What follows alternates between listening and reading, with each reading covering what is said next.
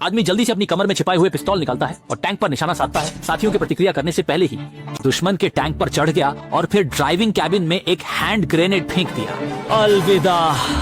और इसने बहुत सारे जापानी सैनिकों का पीछा भी खींच लिया। भले ही उनके पास बहुत सारी स्किल्स थी, आखिर में वे जापानी सैनिकों की बंदूकों के आगे गिर पड़े और उसने इस जोखिम भरी राह का चुनाव किया जिससे वह अपने रवैये को तुतियान के सामने प्रदर्शित कर। को देखते हुए चूंकि यह सब उसकी वजह से शुरू हुआ था, इसलिए उसके दिल में अनेक भावनाएं थी।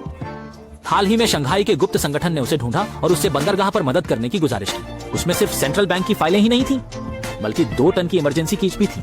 कच्चे तेल के बारे में पता चलने पर भी वह बहुत जोर। आपने मुझे यह सोचकर बुलाया कि यह मजाक है। पूरा शंघाई कब्जे में है। शंघाई की चीजें हमारे लिए बहुत महत्वपूर्ण है। शिक्षक, मैं वास्तव में आपकी मदद नहीं कर सकता। सुतियान एक स्पेशल एजेंट नहीं थे या सैनिक। मार्केट के एक साधारण अकाउंटेंट के रूप में उसके पास आम लोगों से अलग विश्लेषण क्षमता थी। उन्हें व्यर्थ में मरने नहीं देने के लिए उसने वहां पर विश्लेषण शुरू कर। वह एक इलेक्ट्रिक कार चलाता है, वह एक पावर प्लांट में काम करता है, वह एक रिसोर्स पर्सन है, वह एक बैंक के ऑफिस में काम करता है। आप सैनिक हो लेकिन मदद नहीं कर सकते जब तक आप अपनी जान की परवाह नहीं। एक झलक में शू तियानजिंग ने मौके पर मौजूद 6 लोगों की पहचान अनुमान लगाई। महिला ने जूतों की ओर संदेह से देखा, जब तक कि शू तियान ने समझाया कि जूते का एक किनारा बहुत पतला पिस गया था और इसमें बाल उगाए थे, जो शायद लंबे समय तक साइकिल चलाने का परिणाम। आपके दोनों हाथों की 5 उंगलियां स्वाभाविक रूप से अंदर की ओर मुड़ी होती हैं। इसका मतलब है आप या तो पियानो बजाते हैं या फिर अगर ये एक पियानो बजाने वाले परिवार का है तो जूते बदलने के लिए पैसे की कमी नहीं होगी, इसलिए केवल टाइपिस्ट ही पियानो। बूढ़े आदमी, तुम्हारे बैग पर पीला पाउडर है और आपकी आस्तीन पर भी ये है। इन दिनों तुम शायद विस्फोटक बना रहे। लेकिन पास में खड़े युवक को लगता है कि हुआंग यान जो दवा पी रहे हैं वह बहुत जहरीली है। तो ये कैसे मान लिया जाए कि यह बम बनाने? युद्धवर्षी का पाउडर जहरीला होता है। लंबे समय तक त्वचा, श्वास और पाचन तंत्र के संपर्क में रहने से 4 दिनों में सूजन हो सकती है। सभी लोग शू तियान की विश्लेषण क्षमता की प्रशंसा करने लगे और यही कारण था कि टीचर ने उनसे संपर्क किया।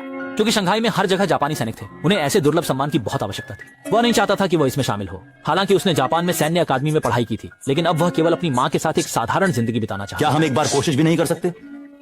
मेरी जिंदगी तुम्हारे हाथों में है, हम सभी की जिंदगी तुम्हारे हाथों में। फिर भी जूतियान युद्ध में शामिल होने से मना कर। तुम इतने डरपोक कैसे हो सकते हो? जानते हो गाँव में कितने लोग डरपोक होते हैं? इस दरवाजे के बाहर जाओ, पूरब की ओर, वहाँ हजारों जापानी हैं। तुम बहादुर हो अगर तुम ऐसा कर सकते हो, नहीं तो इन फालतू की बातों को ना कहो। उसके बाद शू तियान ने कमरे से बिना पलटे ही विदा ले ली। सड़कों पर घनी भीड़ के भूतों को देखते हुए वह सोचता है कि ये लोग निस्संदेह ताकत के खिलाफ अंडे से लड़ रहे हैं, लेकिन ठीक उसी समय एक हाथ ने अचानक उसे खींच लिया।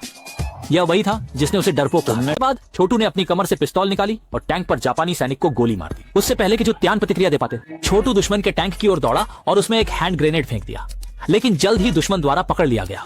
अंत में निर्दयी बंदूक की नोक पर दुखद मौत हो गई और इस दृश्य को देखकर तुषार काफी हैरान हुए। उन्होंने सोचा नहीं था कि विरोधी वादे को पूरा करने के लिए अपनी जान लगाएंगे। इसके बाद शू तियान ने दृढ़ संकल्प से नाटक मंडली में वापसी की और शिक्षक की मदद से क्रूज का सौभाग्य बदलने का वादा किया। हर किसी के एक सरल परिचय के बाद शू तियान ने तुरंत एक योजना सोची। जब तक उसे बस टैंकर को नीचे की ओर ले जाना था, तब तक बस सरकारी दफ्तर के जापानी सैनिकों को कुछ समय के लिए दूर ले जाना था। इस तरह वह इस कार्य को सफलतापूर्वक पूरा कर सकता था। जापानी कमांडर बहुत चालाक है, जो किसी ने सोचा नहीं था कि विरोधी दरअसल उनके विद्यार्थी जीवन के दौरान के गुरु थे।